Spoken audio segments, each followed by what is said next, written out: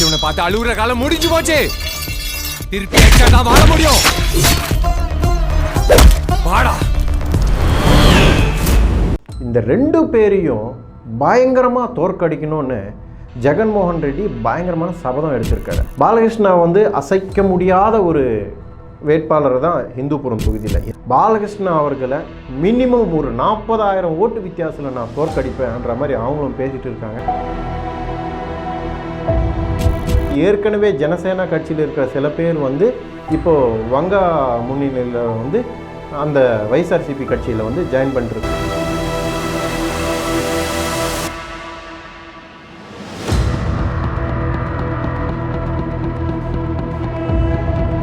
Madras movie நேயர்களுக்கு வணக்கம். நான் உங்கள் ஜெர்னலிஸ்ட் உதய். ஆந்திரா எலெக்ஷனில் முக்கியமான 2 பிரபலங்கள் யார் அப்படின்னு பார்த்தீங்கன்னா, ஒன்று வந்து பாலகிருஷ்ணா, இரண்டாவது பவன் கல்யாண்.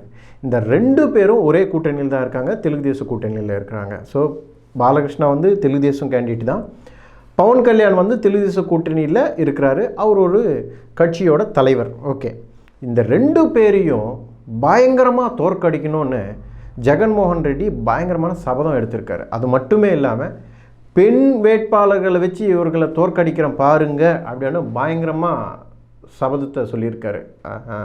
அது எந்த அளவுக்கு நடக்கும், சாத்தியமாக இல்லையான்ற விஷயத்தை வந்து இந்த வீடியோவில் நம்ம பார்ப்போம்.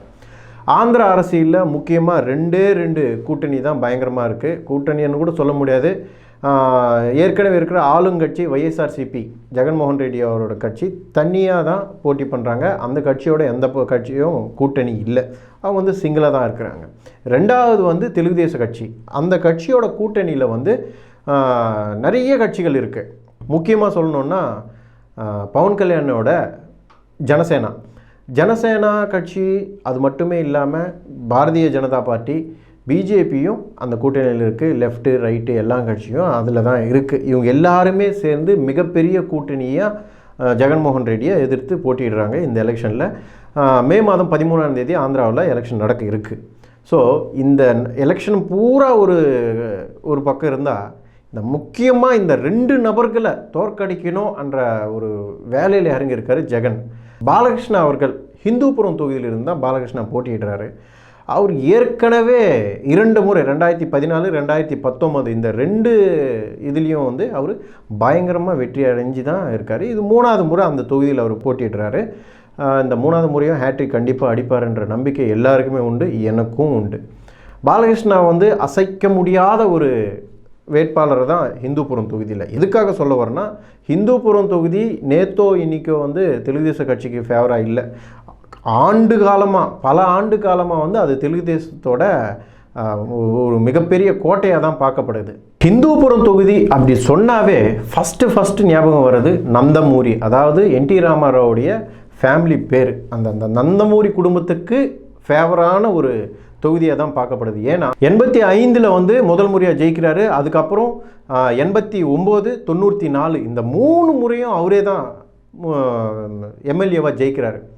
ஸோ டோட்டலாக 85, 89, 94 3 முறையும் என்டி ராமாராவ் அந்த தொகுதியில் பயங்கரமாக வெற்றி அடைகிறாரு. அது மட்டுமே இல்லை, அவருக்கு பிறகு அவருடைய பெரிய மகன் ஹரிகிருஷ்ணா கூட, அதாவது பாலகிருஷ்ணாவுக்கு அண்ணன் ஹரிகிருஷ்ணா கூட அதே தொகுதியில் அதை ஜெயிக்கிறாரு. அதுக்கு பிறகு 2014, 2019 இந்த 2 வருஷம் பாலகிருஷ்ணா தான் அங்கே தெலுங்கு தேச கட்சி வேட்பாளராக போட்டிடுறாரு. 2 முறையும் அவர் ஜெயிக்கிறாரு. 3வது முறை மறுபடியும் களம் இறங்கியிருக்கிறாரு. சிங்கம் மறுபடியும் ஜெயிக்கும்ன்றதில் எந்த விதமான டவுட்டும் கிடையாது. இது என்னோட பர்சனல் கணிப்பு. இது மட்டுமே கிடையாது, அந்த இடத்துல பாலகிருஷ்ணாவை இம்முறை கண்டிப்பாக தோற்கடிக்க வேண்டும்ன்ற ஒரு நிச்சயத்தில் இருக்கிறாரு ஜெகன்மோகன் ரெட்டி. ஸோ கடந்த 2 முறை வந்து வைஎஸ்ஆர்சிபி கட்சியிலிருந்து யாரோ போட்டி பண்ணாங்க. இக்பால்ன்றது 2019 இக்பால்ன்றவர் பாலகிருஷ்ணாக்கு ஆப்போசிட்டியாக போட்டியிடுறாரு. அவர் வந்து தோல்வி அடைகிறார், பெரிய ஓட்டு வித்தியாசத்தில் தோற்று போகிறாரு. அதுக்கு பிறகு இந்த முறை என்ன பண்ணுறாருன்னா, ஜெகன்மோகன் ரெட்டி பழைய ஆட்கள் எல்லாரையும் தூக்கி குப்பையில் போட்டுட்டு தீபிகான்றவங்க லோக்கலாக இருக்கிற ஒரு பெண்மணியை வந்து வேட்பாளராக இறக்கியிருக்கிறாங்க. பாலகிருஷ்ணாவுக்கு இவங்க பயங்கரமாக டஃப் கொடுப்பாங்க அப்படி ஒரு நம்பிக்கையில் வந்து ஜெகன்மோகன் ரெட்டி இருக்கிறாரு. 2-3 நாள் முன்னாடி அந்த வேட்பாளரை வந்து அறிமுகம் செய்கிற சபை வந்து நடந்தது. அந்த சபையில் கூட அவர் என்ன பேசுகிறாருன்னா வந்து, கண்டிப்பாக இவங்க உங்கள் தொகுதியிலே இருந்து வேலை செய்வாங்க, இங்கே ஏற்கனவே இருந்த எம்எல்ஏ மாதிரி வேறு ஊருக்கெல்லாம் போயிட மாட்டார், ஏதோ விஐபி மாதிரி வந்து பார்த்துட்டெல்லாம் போக மாட்டார். தொகுதியில் இதே தொகுதியில் இருப்பார், மக்களோட மக்களாக இருப்பாங்க. அதனால் தீபிகாவை வந்து நீங்கள் தேர்ந்தெடுத்துருங்க, தீபிகாவுக்கு ஓட்டு போடுங்கன்ற மாதிரி ஜெகன்மோகன் ரெட்டி அவர்களும் பரப்புரை செஞ்சுருந்தார். ஸோ தீபிகா அவர்களுக்கும் பெரிய பின்புலம் தான், அரசியல் பின்புலம் இருக்குது. அவங்களும் வந்து லோக்கலாக வந்து ஒரு பெரிய லீடராக இருக்கிறாங்க. அவங்களுக்கு பயங்கரமான ஒரு ஆனந்தம், அது மட்டுமே இல்லாமல் ஒரு தன்னம்பிக்கையிலையும் அவங்க இருக்கிறாங்க. நேற்று அவங்க பேசுகிற வீடியோவை பார்த்திங்கன்னா, பாலகிருஷ்ணா அவர்களை மினிமம் ஒரு 40,000 ஓட்டு வித்தியாசத்தில் நான் தோற்கடிப்பேன்ற மாதிரி அவங்களும் பேசிகிட்டு இருக்காங்க.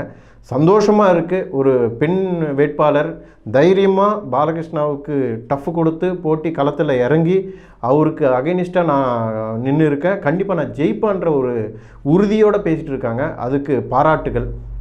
ஸோ அந்த களத்தில் வந்து எப்படி பார்த்தாலும் மறுபடியும் பாலகிருஷ்ணா அவர்கள் ஜெயிப்பாங்கன்ற இது எல்லாருக்கும் தெரியுது. ஆனால் எந்த ஓட்டு வித்தியாசத்தில் ஜெயிப்பார்ன்றது தான் முக்கியமாக நம்ம பார்க்கணும்.